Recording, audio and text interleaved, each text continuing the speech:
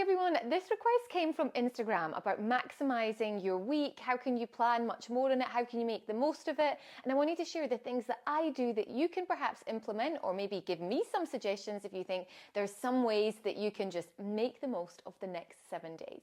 I'm Kelly Lundberg, a personal brand strategist, former celebrity stylist, podcast host of The Kelly Lundberg Show, and about to come out, author of De-Seed the Lemon.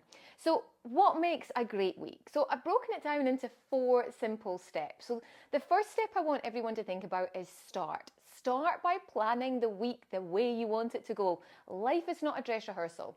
So plan a week the way you want to plan it. What do you want to be doing? So to give you some examples, I've worked various different ways over the years, but for me on a Sunday, I really do spend an hour or two getting ahead of the week. So what do I mean by that? Planning.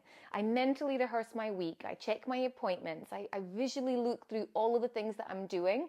I plan my wardrobe. What clothes am I going to be wearing? And just really think about what are the things that I need to be thinking about ahead of time.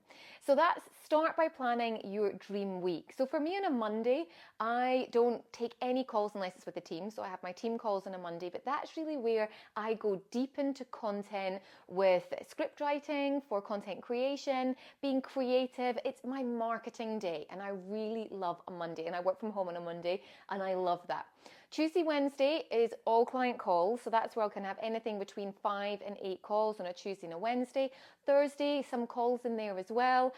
There may even be events on that day. And a Friday, there's a mix of calls very early in the morning for those that can't fit in on a Tuesday and a Wednesday. And then Friday afternoon's a learning day for me. That could be learning and being creative and spending time with other people in business, or it could just be doing something that I want to learn creatively.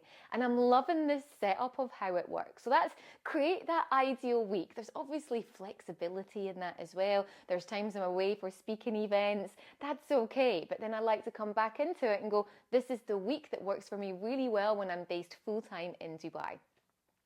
So the second S is schedule. So schedule everything. So what do I mean by that? Well, obviously all your appointments are scheduled, but other things that people don't think about scheduling are their workouts, whether that's walks or my workouts in the mornings, they are scheduled. Also, so is my food. So this may sound a little bit funny, but I schedule my breakfast on when I want to have that. And I also schedule my main meal late afternoon into early evening, because then I know I can work around food. I don't need to think about it. I just hate having that, when shall we eat? I just kind of know it's the same time roughly every single day. The third S that I'm thinking on this plan for you to how do you make the most of your week is shh. So what do I mean by that? DND. Do not disturb. I'm so late to the game with using this on my iPhone. I don't know why I didn't turn DND on, do not disturb, on my iPhone sooner. But just having no notifications, no random calls allows me to go deep into work. And then when I come out of doing what it is I'm doing, I can then go and check my Instagram, whatever it is I'm doing, LinkedIn, or whether it's messaging friends or WhatsApp or family commitments, it's done. So that's been really important for me. Also on this quiet time, I talk a lot about my power hour, focused time where you spend on your day working on something that's like your biggest frog or the thing that needs your most attention. So that could be deep focus work, maybe that's script writing, maybe that's content creation, or that's your biggest task that you're doing. So I've done another reel on creating that power hour and how you make the most of it. For me, it's after I work out straight away.